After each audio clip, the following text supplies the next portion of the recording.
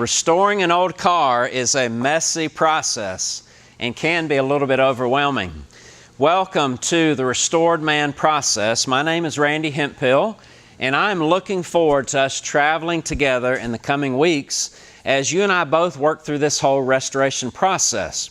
And so we're going to be providing some videos where I can bring some teaching, maybe some insight, and sort of guide you through this whole restoration process. And we're doing these in a garage, which I think is a perfect setting for a study and a process for a man to get his heart back. You know, a garage is a bit of a dirty place, isn't it? There's parts everywhere. We're here, there's cars parked all over the place. It is not a clean place to be. But really, you know, when I think about it, that kind of matches how a man gets his heart back. Jesus came to bring restoration, to bring life for me and you. And this is a process for you and I to walk through that we're going to have to get our hands dirty. We're going to have to dig into our stories, dig into the Bible, and together we're going to grow through this. And hopefully, prayerfully, experience some restoration through this. So whether you're watching these videos just by yourself, or maybe you're working through this with a guy, a brother, maybe you got a small group in your church or in your home meeting, I want to encourage you to watch these videos each week. Maybe it kind of gives you a guide as you do this study. So we begin with what we call the starting point. If you'll turn to that in your book, Why Do This? So when we talk about the starting point, this is the part of the restoration process where everything looks pretty messy. Now we've got an old car here, and this one has, as you can tell, been through some battles.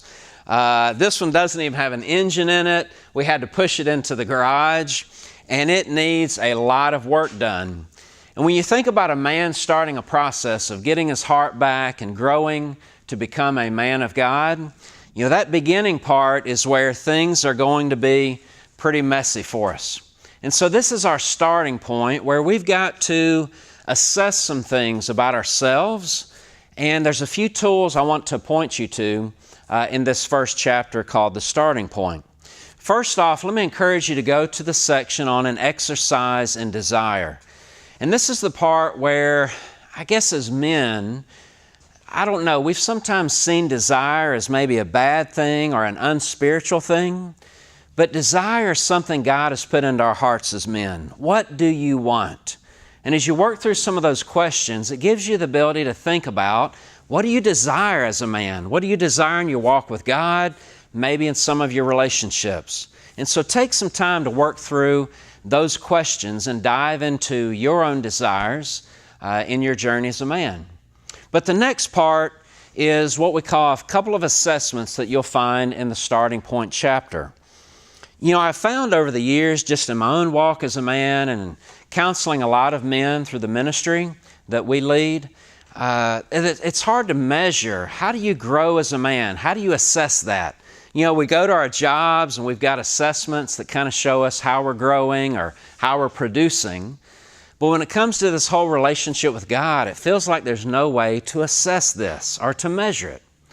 Well, I've put together a couple of assessments there that I want to encourage you to fill out. The first one is one for you to walk through. It's got some basic questions about the 4 phases of this restoration process. And then there's one to have either a close friend, or maybe if you're married, your wife, if you're dating someone, you want to have somebody that really knows you well, who will be honest with you, who will answer those questions. And as you put all that together, it gives us a baseline to begin this process together. This is our starting point. And so before we enter into the 4 phases of restoration, I think it's important to have a starting point and have a baseline of assessing where we're at as men, both spiritually and emotionally. And so I want to encourage you to do a couple of those things in the starting point. And then the final thing that I want to encourage you in, particularly if you're walking with another guy or maybe a group of guys through this restoration process, if you'll take your book and turn to the back, there's an appendix there with a couple of things that I want to encourage you to look at. The first one is 10 ways to shut down a men's group, and then 10 ways to lead a restored man group. Take a look at those. You may even get a few laughs out of those.